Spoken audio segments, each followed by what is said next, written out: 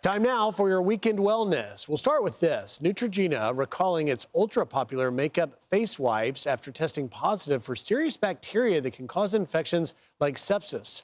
The recalled wipes were distributed in Florida, Georgia, South Carolina, and Texas. Dr. Nicole Saphier joining us now. Dr. Saphier, thanks for joining us. And this is concerning. A lot of us use these wipes. Yeah, good morning, Griff. That's right. So there's been a kind of a small recall of a specific lot of Neutrogena face cleansing wipes or makeup removing wipes. And what they have identified is a bacteria called Pleurilobacter jigovia. Now, the good news is the overwhelming majority of the population, this bacteria poses no harm whatsoever. It's really for those who are immunocompromised. And the FDA even called this a level 2 safety recall. Again, meaning that, the danger posed is very minimal, but out of an abundance of caution, they did decide to recall these. Now, what is this bacteria? You have to remember, Griff, we see these recalls in a lot of cosmetics all the time. Just in August, there was another recall for another cosmetic company for Burkholderia. These are bacteria that's found everyday life in the soil, in water. And the thing with these bacteria specifically, though, they can escape some of the chemicals that are put into the cosmetics to try and keep bacteria away. So they're resistant to those chemicals. These bacteria are really, they pose no danger to healthy people, but immunocompromised people who are more prone to respiratory infections, urinary tract infections, and even sepsis. This can pose a very low risk to them. So it's important that they are not exposed to it. Griff, you have daughters. I have all boys, so this doesn't really come up in the Saphier household.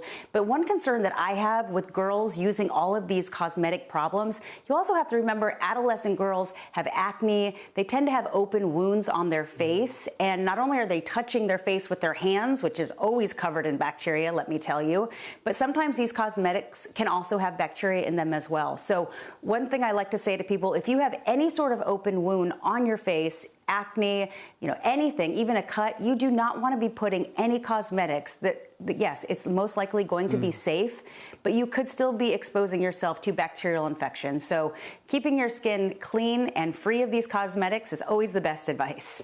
Indeed. And we have a statement, by the way, from Neutrogena's parent company, Kenvue. They say this: the health and safety of the consumers who use our products is our top priority. Out of an abundance of caution, we have taken the action to voluntarily recall the Neutrogena Makeup Remover Ultra Soft Cleansing Towelettes. No other Neutrogena products or other lots of the Neutrogena Makeup Remover Ultra Soft Cleaning Towelettes 50 count are included in this recall. I want to turn now, though, to some sad news. Kim Kardashian now revealing a shocking diagnosis during her new season of The Kardashians. Here's what she has to say. Listen. There's like a little aneurysm. Whoa. They're like, just stress. And I'm like, people think that I have the luxury of walking away. I'm happy it's over. My ex will be in my life no matter what. We have 4 kids together. Dr. Saphier, what do you make of this?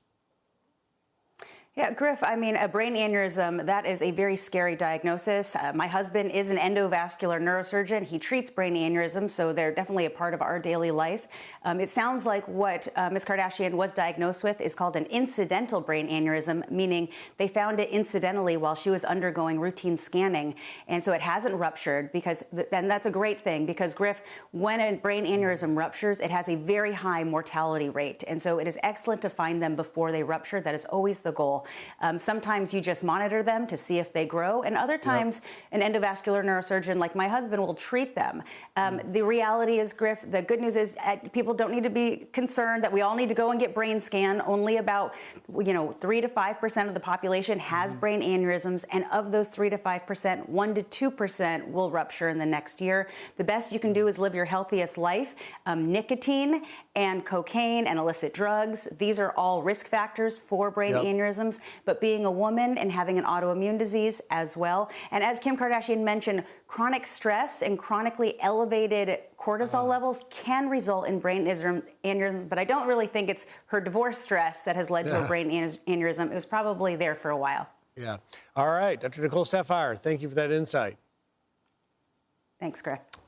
I'm Steve Ducey. I'm Brian Kilmeade. And I'm Ainsley Earhart. And click here to subscribe to the Fox News YouTube page to catch our hottest interviews and most compelling analysis.